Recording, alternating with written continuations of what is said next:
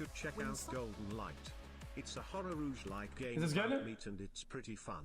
It's I gotta watch it. but it's really fun to play. Watch it.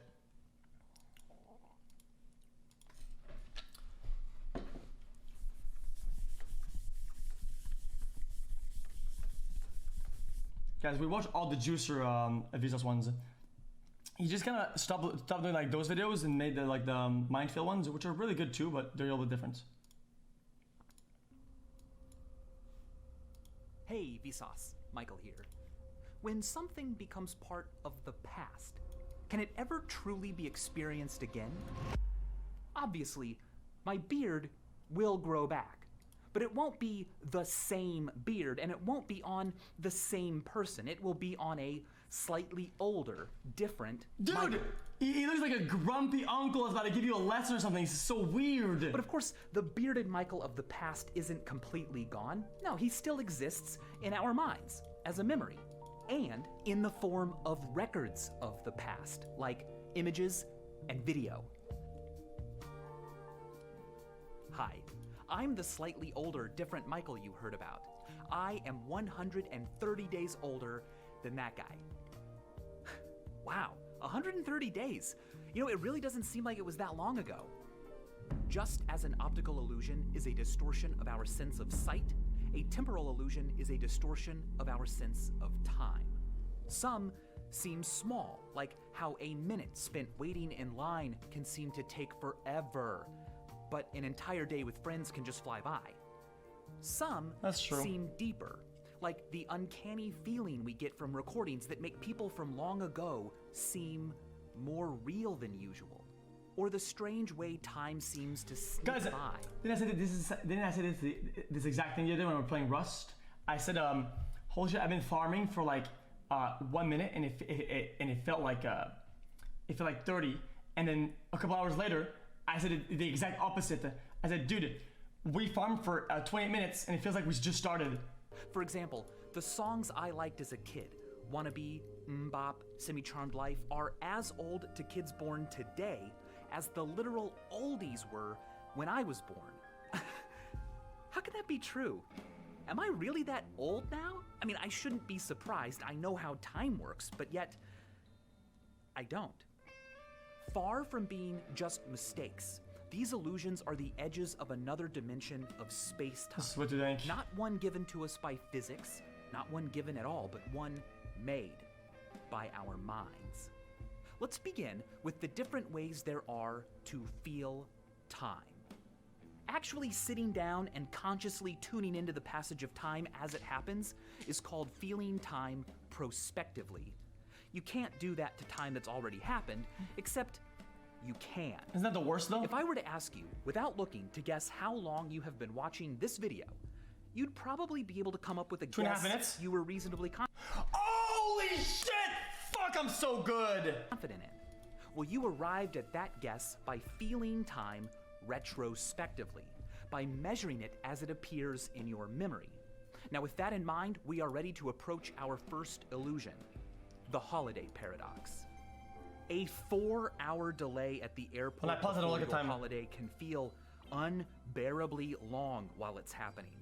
But once you arrive, an exciting day at your destination can seem to fly by. Those feelings are all prospective timing. A week later, retrospectively, the delay often feels like a blip in your mind, and the day of sightseeing feels like a much longer, bigger part of your life. Interesting. These are the long-short and short-long patterns of felt time. Chat, is this because this is like forgettable? Maybe there's not a lot of events happening or whatever, so there's nothing to remember, so there's nothing to recollect and put in. So these blocks, they kind of just go away. Which one you feel depends on whether what you are doing is empty or full. An empty activity is monotonous, unstimulating, sorry, I messed up pausing then. Whereas a full activity is packed with sensations, novelty, significance, context change, and challenge. Now, I experienced this during my 3 days in isolation. While I was there, time dragged very, very slowly. That's the scary. I have right now is that it's just Friday, and that there's still a lot of time left. But now, years later, it's hard to believe that I spent 3 full days in that room? Jeez, seems like something I barely did. Well, it's believed that prospective time feels fast when an activity is full because you're not busy thinking about time. If you're not attending to it, you're busy with something else, well, you won't notice how much time has passed. But to understand retrospective illusions, let's ask a different question. Does time speed up as we get older? Many of you may feel the same way. Looking back, my childhood feels like it lasted so long, but my 20s went by faster, and my 30s are going by even faster than that. A popular explanation is the proportion theory. It suggests that time seems to speed up as we age because each new unit of time that we live is smaller relative to all the time that came before. The year you lived as a 9-year-old was 10% of your entire existence up to that point. But when you're 30, another year is just 3% more life. Studies have found little evidence that weeks, months, or even years are retrospectively remembered as passing faster by those who are older. But decades? Yes. And while it's true that the older we get, the faster we tend to think the last 10 years went by, that only appears to be the case until about the age of 50. After that, the speed of decades appears to plateau. A leading explanation is that how long a duration feels depends on how many things in it can be recalled. In my normal life, lots of different things happen every 3 days. But during the 3 days I was in isolation, so little happened that I have few distinct memories from it. My mind sees that emptiness and perceives that it was brief. So, perhaps a decline in new experiences and rapid novelty as we age means fewer events our brains decide to commit to memory. So then, looking back, because there are fewer distinct memories from more recent decades, we assume they were shorter. Reflecting on all of this, it's striking just how many moments are forgettable. Chat, guys, this is a tough video to visualize because sometimes these events or blocks can be in minutes or can be in hours, days, weeks, months, years, decades. So it's all like stretching and shrinking like all the time. You get it? John Koenig, the author of the Dictionary of Obscure Sorrows, calls the awareness of how few days are memorable oleka. Over time, our specific daily perceptions of what happened conglomerate into generalized ideas about how things were. Themes, moods, the big picture. What was perceptual becomes conceptual. And concepts are good. They lower cognitive load by wringing out details, leaving us with the broader, lighter gist. But they can also obscure reality, which brings us to our second distortion, chronological illusions. Uh-oh. The world of our experience is not made of distinct entities. It's a continuity of fuzzy, overlapping blobs, and we impose concepts on it. For example, is a hot dog a sandwich? Is cereal soup? How many holes does a straw have? Those aren't questions about reality, they're questions about words we made up. Periodization is the chopping up of time into contrived pieces like the Stone Age, the Renaissance, the 80s, the 90s. But here's the thing. This is what you think. When did the 80s or 90s really happen? I mean, mathematically, they refer to years that have 8s or 9s in the tens place. But conceptually?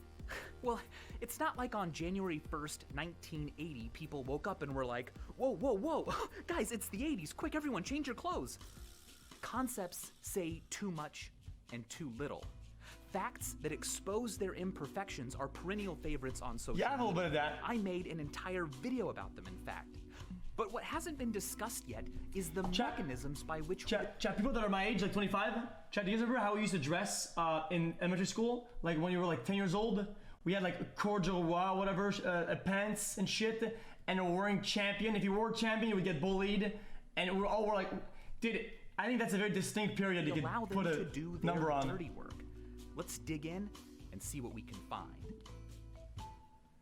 Calls it what? If I asked you to lay down on the floor of a windowless, clockless room and get up after you thought a minute had passed, you'd probably do a pretty good job.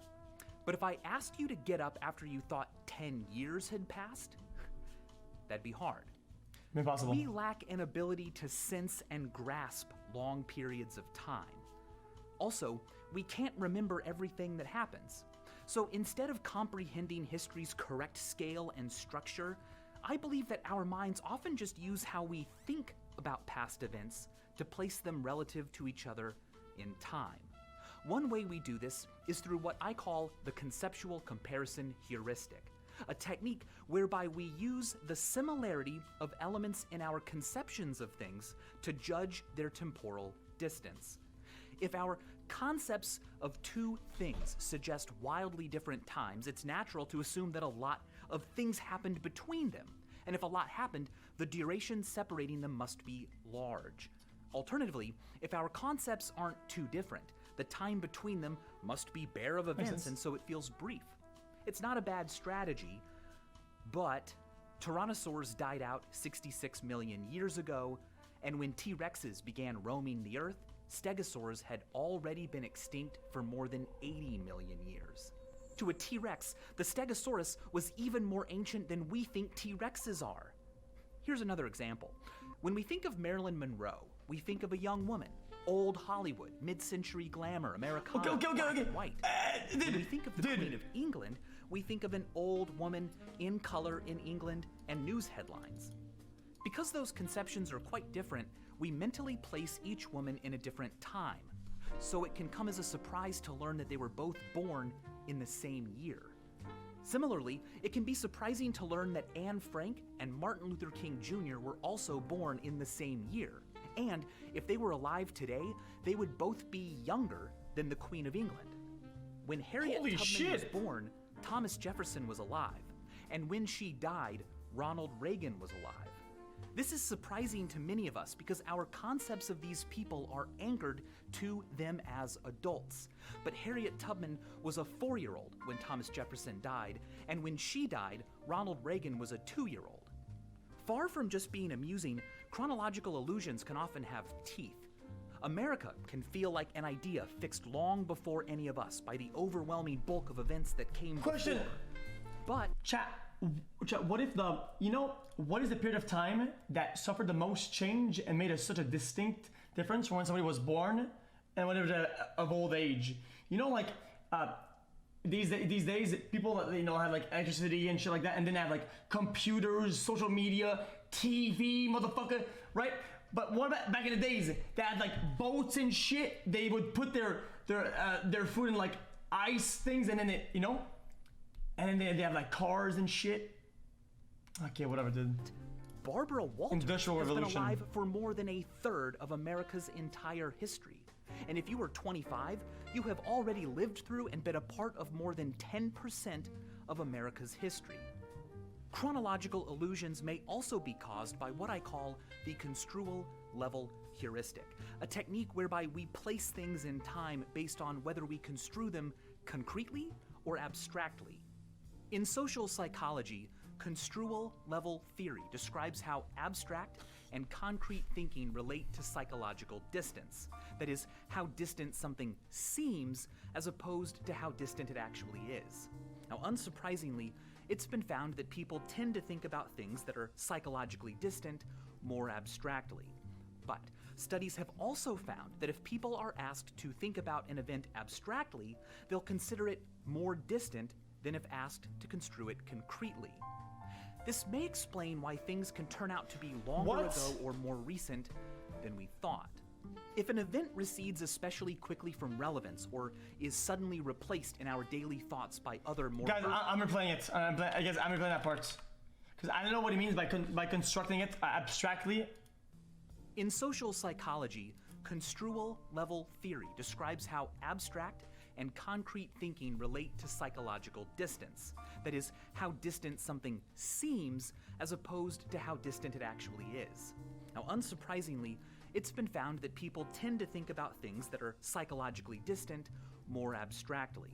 But studies have also found that if people are asked to think about an event abstractly, they'll consider it more distant than if asked to construe it concretely. This may explain why things can turn out to be longer ago or more recent than we thought.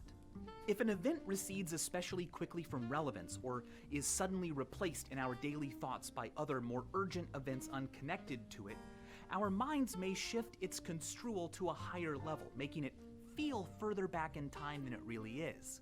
Conversely, if attending to the low-level details of an event continues to be important, our construal level heuristic will make it feel closer in time than it really is. Our third illusion of time comes from the fact that time is always moving forward. Because of that, the psychological distances we feel towards things should also always be changing. But not all of them do. The belief that your place in time is... Guys, I take an example, chat. I feel like New Year's was 2 days ago, and I feel like the beginning of Corona was 3 months ago. Stable is what I call the chronostatic illusion.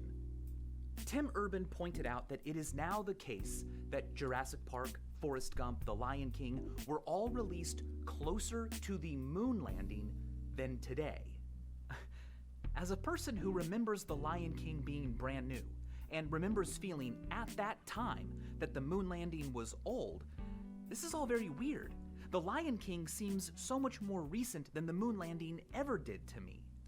The conceptual comparison heuristic places them far apart. My concept of the 90s will probably always stray from my concept of the present a little less than it should, because the 90s and now have something in common that the 90s and the 60s never did or will: me. Also, my construal level of The Lion King may resist becoming abstract, because The Lion King continues to evolve and happen. The mechanisms I use to place things in time have sunk hooks into The Lion King, creating a sort of chronostatic cling that fools me into believing it's more... What he means is that his experience, you know, whenever he spawns, things make more sense, and things that are old are harder to get a grasp of. The music that was new when I was young has also been tethered in my mind to the idea of new stuff only us kids get, even as it has actually been drifting away, as far away as the stuff I used to think was far.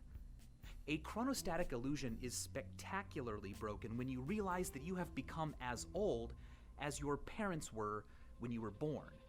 It doesn't always seem quite right. They came first. Spectacularly broken when you realize that you have become as old as your parents were when you were born. It doesn't always seem quite right. They came first, and as such, should always be older, but suddenly you're aware of a way in which they aren't. Your age gap with people in the past is not static. Your parents keep getting older right along with you, but the people they were don't. This can lead to empathetic realizations. They weren't any wiser or more folded into the world then than you are now. Considering the temporal perspectives of other people leads us to a fourth distortion, the chronocentric illusion. The belief that our own relationship to time is the best or only frame of reference. Yeah, but I'm not ready to have children, more though. Important and more real than any other. My grandparents used to tell me about how when they were kids, they didn't have television. And I always thought that sounded so weird. I mean, obviously, I knew it was true, but like, what the heck did they do with their free time? It wasn't relatable at all. People back... I just realized something. Chat, do you guys ever think about the people at your high school that were like 2 or 3 years younger, right? And later on, seeing them at another stage, you're like, holy shit, what? Isn't that crazy when you think about it? And now think about it. Think about the people that were 2 or 3 years younger than you. Now that you're like 10 years past, you're like, dude, where are these guys? They're actually kind of close to you, but they feel like they're much further back because of the gap at the time compared to your overall age and the gap now. They're right behind you, but you think right now, I think they're way behind. Back then must have been so different, not real in the same way I was. But I remember a time before the internet, before mobile phones, and it wasn't that weird. The internet and cell phones are still, in my mind, an additional thing we now have. But for my daughter, they will be what we've always had. And when I tell her about a time when no one had the internet and didn't even know they needed it, it will likely sound to her just like the old stories I heard about growing up with no TV. And that's bizarre. My grandparents' childhood was weird. It was the olden days. Mine was totally normal. Protagonist syndrome is the belief that you are the main character of the universe. Recognizing that you aren't is what John Koenig famously called Sonder, the realization that other people, like that stranger over there you will never see again, have full lives, just as important and consuming to them as yours is to you. Guys, I don't ruin the video chat, but listen, chat. Isn't this kind of philosophical though, dude? Aren't you at the same time kind of the main focus of the universe? Because if you die, you know, doesn't it all end? It all disappears? So it only appears when you're there, if you think about it.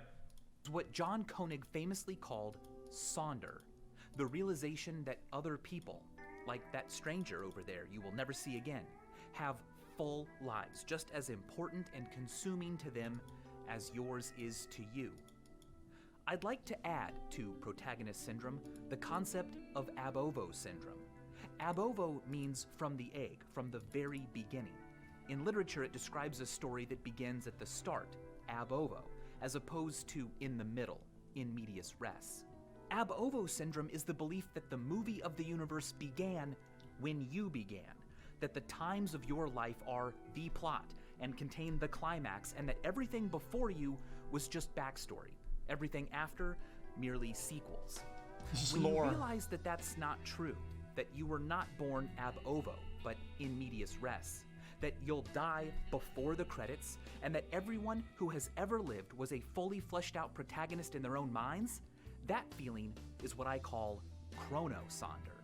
Sonder not just for people over there, but for people over then. Overcoming the chronocentric illusion isn't always easy. It doesn't help that people from the past are finished. Unlike us who still have choices to make, they tell the same story over and over again. They're also separated by barriers made of their own evidence. The world wasn't actually black and white in the past, and it didn't suddenly become vertical in the present. Obviously, we all know that. But the arbitrary technical properties of a time's recording media can influence our perception of the past nonetheless. Guys, this is gonna trigger midlife crisis to everybody. If silent films didn't look so much different from what could be done just a few decades later, would it be nearly as surprising to learn that Charlie Chaplin lived long enough to watch Star Wars? When I was in high school, I saw 2001's Pipe Dream for the first time, and it blew my mind. My friends and I honestly believed that it was a real thing someone had built. But recently, I looked it up on YouTube, and I was like, this is clearly a computer animation. What the heck was wrong with us? And what do you know? The top comment was exactly that sentiment. Our perception of the past is constantly evolving as technology does. And that's significant. We don't just think. You say it's obvious, dude, but there's a lot more than that. About the past. Than just this video. We also think about the past. The material properties of an artifact can influence our relationship with what came before and push it further away. Faded yellowy color, sepia, SD pixelated video. Technological features can make the past seem like it was never as real as the present. But some kinds of evidence collapse that chronocentric divide. One way they can do it right now is by being demotic, ordinary, personal. I think this video is good. Such recordings are much more similar to the media we exchange with each other right now in the present. This footage of people goofing around in a 7-Eleven in 1987 has more than 6 million views, not just because of nostalgia, but because it's like visiting past people in their natural habitat at a time zoo. This isn't some pageant with timeless ambitions. It's a view out the window of a time machine they don't know is there. No, there's even more to that I said before. There's even more to this. This is people trying to be entertaining and having fun with no incentive. This is something that we'll probably never have again, dude. People that are just entertaining and just for the sake of it, without trying to make a video or post it or gain social media presence or gain followers. They just did it for the sake of it, and you'll never have this again. Time machine they don't know is there. Another way evidence can corrode chronocentric illusions is by containing a convention more normal than we expect. People in old photos look like serious robots because back then you had to stay in the same pose for a long time to get a picture taken. But also, A long-standing trope in the world of images up to that point was that smiling or looking goofy wasn't a sign of happiness, but of drunkenness or stupidity. Okay, people are entertaining without cameras and you just hang out with your buds. Exactly. But when you film it, it's different. But at the time, cameras weren't really a thing, and it was, so it makes the whole thing completely different. It was captured and now posted, which makes it completely different. Every so often, this image pops up online, and people vehemently debate whether it's actually old or not. Sure, it's black and white, but the expression seems too normal to really be on a person from the past. It is, however, actually an honest-to-gosh picture taken in the early 1900s, one of the earliest known photographs of a human smiling, in fact. The juxtaposition of an expression someone today might make with a medium that suggests a technology of the past creates an opportunity for chronosonder. The subject is both dead and undead, gone, but not as unrelatably far as we may have thought the past was. Finally, the chronocentric divide can fade when we find the past captured in a medium that was rare at the time but more common now. This is footage taken by an early HD camera of New York City in 1993. It's pretty cool, but there's something almost uncanny about it. Yeah, this is weird. Watching it isn't exactly like time traveling back to 1993, but it looks more like video taken today than many of us expect. With costumes. It's like peering through a telescope. We can see them, but they can't see us. They appear closer, more actual than usual. We lean in to get grasps of what it was like. That's part of the allure of time travel. As L.P. Hartley said, the past is a foreign country. They do things differently there. But it hasn't always been that way. What a jammer, dude. Time travel wasn't a common feature of What song fiction is that? until the 19th century. Not because people hadn't thought of it before, they had, but the past and future weren't rich with interesting destinations in the same way they are to us now. In the year 1008, it wasn't an insult to call someone 1000 and late. 1,000 years ago, the culture and technology around you was unlikely to be foreign to your parents, or grandparents, or great-grandparents, and outside of an act of God or gods, you didn't expect them to be foreign to your children or their children either. Thanks. 1,000 years ago, there were no 80s parties because the 980s weren't interestingly different. Pre-modern societies viewed the present as a continuation of the past.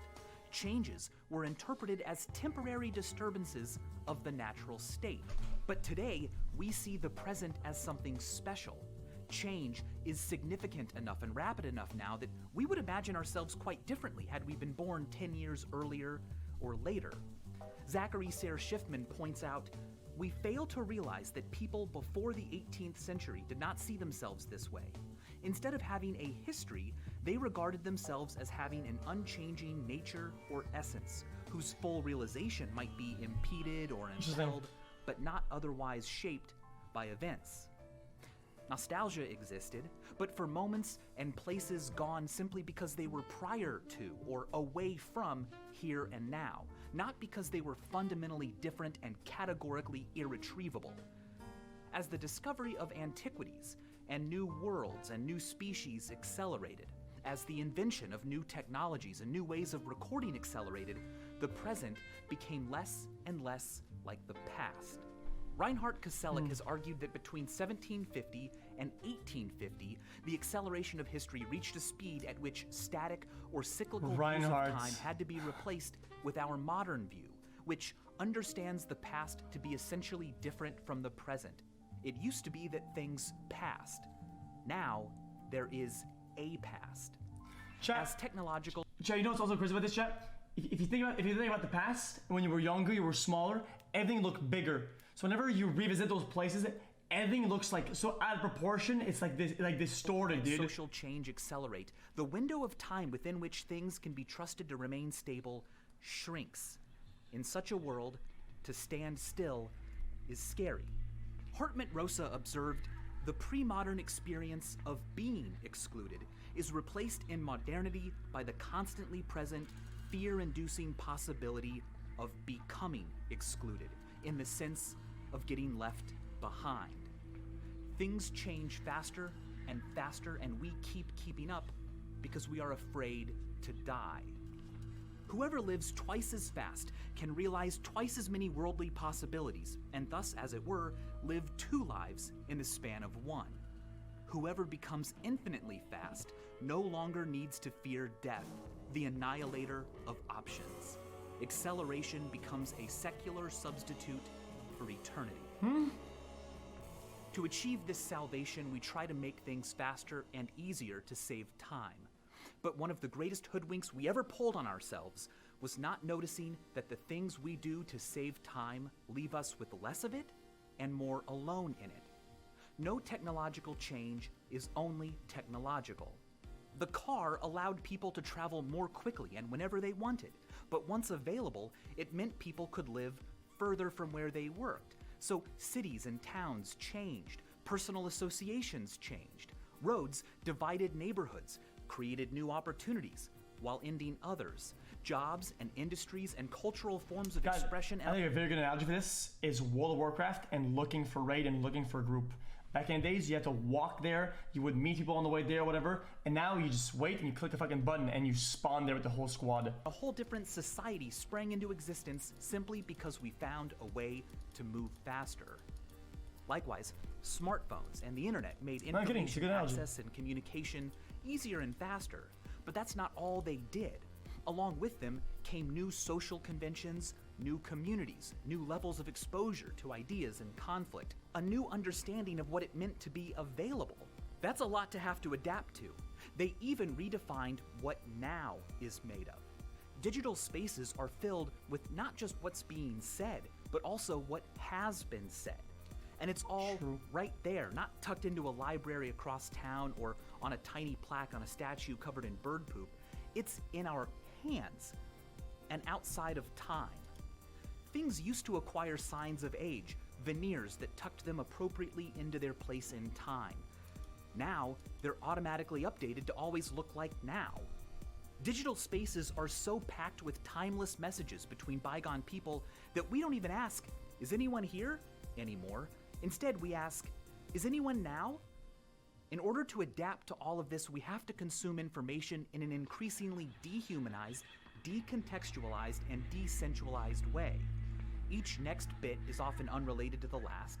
Our participation is not acknowledged or assumed, and it's all fed to us by machines we don't know and didn't build that only put it in our eyes and ears. The sheer weight of all of this accreting information and its growing accessibility is awe-inspiring. It may even be our purpose. I mean, what else produces such detailed records? Purposefully or not, we record, save, collect, organize, and preserve events like nothing else in the universe. I've said before that if humans were to... Shut up, Switch. Every time somebody says something scientific, I always say true, like I'm approving of a professional or something like that. But guys, it's not like that. I'm just acting like a chatter because I just say true because yeah. Extinct, the sun would still shine, the universe would keep expanding, Jupiter would continue being gassy, but the universe would lose its best autobiographer. But the technologies of this project have yet to address our bodies. Enter the TV paradox. Remember the short-long and long-short patterns of time? Well, a new pattern has been emerging and growing in frequency. Short-short. It was first observed in people watching TV alone. They reported feeling like time flew by quickly. Oh, wow, have I really been watching for 4 hours? But later, they didn't remember their TV session as a major moment of significant import or duration. They didn't attend to the passing of time during it. They didn't feel bored or like time dragged, but they also didn't accumulate a lot of new significant memory-worthy experiences. Rapid stimulating streams of experience provide a fullness that makes time fly by, but fractured, desensualized, one-way experiences feel unconnected to ourselves and our larger life histories. Retrospectively, they don't fill up a lot of space. They burn our time on both ends. It feels shorter during and after. Interestingly, short has not been found when people engage with content they have connections with. For example, things they own memorabilia of, made friendships through, attended conventions about. So the pace of life may be taking your life from you, but standing could give you your life back. In the future, we will surely find other ways to overcome the negative side effects of the faster experiences we crave. Huh? But standing could give you your life back. In the future, we will surely find other ways to overcome the negative side effects of the faster experiences we crave. The development of digital media that engage the other senses, more linked as they are with long-term memory, or that build contexts for us could help. So could surgical solutions, like removing the parts of the brain that make us not like doom scrolling. Probably first, any anxieties What's doom scrolling? will be recognized as a condition treatable with medication. Now, this is all to say that we live in a transitional period. The conquest of space made the world smaller, and now the conquest of time has made our lives smaller. We live after the conquering of time, but before its resurrection. In the meantime, make some time for time to control you. Guys, fuck, I got distracted. Fuck, I'm very interested in this. One more time. Has made our lives smaller. And period. The conquest of space made the world smaller, and now the conquest of time has made our lives smaller. We live after the conquering of time, but before its resurrection. In the meantime, make some time for time to control you. Be bored, miss out, fall behind, feel time passing. Lose track of time while experiencing only what your body can alone. You might not have the time of your life, but you'll have more time of your life. I'll see you next time. And as always, thanks for watching. What, but that's what I did for today though.